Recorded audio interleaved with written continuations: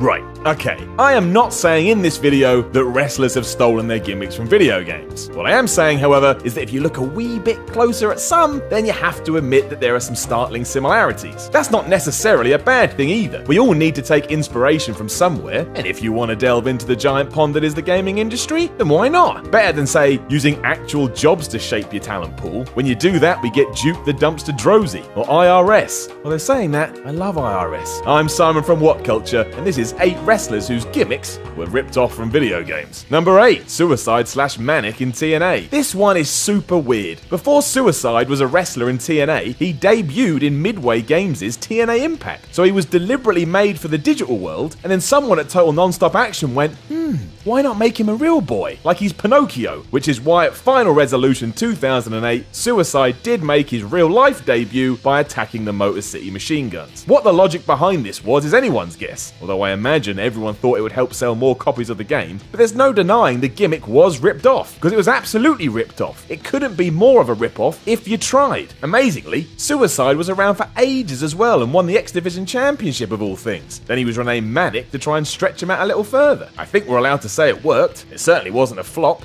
Just odd. Number 7, Wrath in WCW. When the WWE's Adam Bomb went to WCW, he became Wrath. Or in short, he became every single Mortal Kombat character rolled into one, specifically Shang Tsung and Shao Kahn. If you take the hair and general aura of the former and the complete outfit of the latter, that is Wrath. And his big thing was that he knew martial arts, which was Mortal Kombat's whole thing. Now, you could argue this was all one big coincidence, that it was just tying into something that was popular at the time, which is smart all things considered. But then Wrath cameoed on the TV show Mortal Kombat Conquest. So that's the end of that. WCW just ripped off the game and didn't even think twice, like Celine Dion. Number 6, Player Uno in the Independents. Straight away, the name lets you know something is going down. Clearly a play on the idea of Player One. It's pretty obvious what the deal is. And that is the case, because Player Uno makes his living sucking the video game idea well dry. He's worn gear inspired by Mario, Luigi, Wario. He's dressed up like the NES, SNES, and was even in a tag team called, wait for it, the Super Smash Bros. If this has all been one coincidence, then that's straight up terrifying. I also don't get how he hasn't been sued. You would think that would be enough, but it's really not. Even his finishing moves are named after gaming-related goodness. He has the Bubble Bobble Buster and the Dig Dug Driver. Which is a shame, really, because we all know Dig Dug sucked. Number 5, Kofi Kingston in WWE. Aside from the look, and that is dreadlocks, colourful ring gear and all that, Kofi Kingston has even stated in interviews that he was influenced by Eddie Gordo from the Tekken series, which is pretty cool all things considered. If you're going to try and build your character, why not reach out to all forms of entertainment to achieve that? Better than just relying on, I don't know,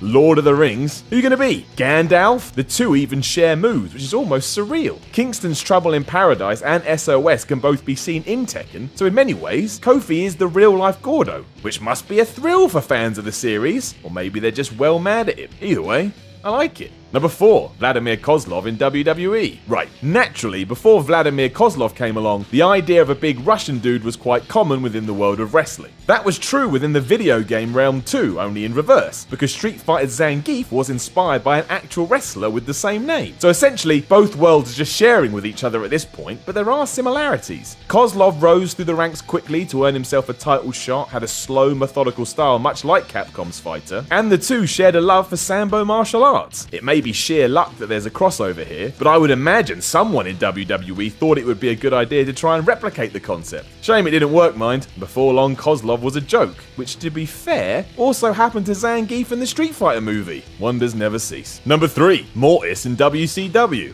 Man, WCW was obsessed with Mortal Kombat. Again, there's logic here. In the 90s, that video game was everywhere, mostly because it embraced the art of killing and said that was super cool. Why anyone thought that would transition across to wrestling, though, is baffling. Thankfully, Mortis wasn't so bad, mostly because underneath the mask was Chris Kanyon, a man who had a heap of talent. You wouldn't have known this was him by looking at the character, however, because it was just a combination of Scorpion and Reptile from the series. That, in theory, is not the worst idea, but as usual, the concept came before the plan, and WCW just booked Mortis into the ground. So not like Scorpion at all, because he was an undead skeleton thing that kicked everybody's ass. There's no doubt something of note could have been done with this band of gaming wannabes, but nothing ever did, so ultimately they were pointless. Number 2, Gangrel in WWE. Have you ever played a WWE video game? Of course you have, because everyone loves video games, especially wrestling fans. They're intrinsically linked, like Dark Souls and masochists. For the more well-observed, however, you will have noticed that the name Gangrel is a trademark of White Wolf, the developer behind a very popular RPG known as Vampire the Masquerade. No prizes for figuring out that's who the leader of the Brood is based on. In the game, the Gangrel are a clan of vampires who go around brutalizing people. But it makes sense why the real name David Heath would think this would work within pro wrestling. It allowed him to be violent and ultimately come up with his own clan. So everything he did was torn straight from the Masquerade. It worked though, meaning he did good, and he gets a gold star. Number 1, Glacier in WCW. They just couldn't let it go, could they? Clearly someone at WCW would just spend all their time on Mortal Kombat because, yet again, we have another tie-in, this time in the form of Glacier, who is quite clearly just Sub-Zero. You don't even have to think about this one. Right there, in your face. It starts naturally with the idea of ice. Sub-Zero, as the name suggests, is a cold dude, as is someone who's called Glacier. WCW may as well have just called him Snowboy, to be honest. Why even bother trying to hide it? Glacier's hideously expensive entrance even had synthetic snow falling from the rooftops. I honestly do not know how Eric Bischoff didn't get a threatening call from Midway. This was just way too obvious. The worst part of it all was that it flopped, and it flopped hard. The character never got over, and Ray Lloyd, the man in the suit, never recovered. That's not fair. That's not fair at all. Know of any other gimmicks that were ripped off by video games? Let us know in the comments below, and don't forget to like, share, and subscribe. You can even follow me on Twitter at SimonMiller316. I'm Simon from What Culture, and I am a video game gimmick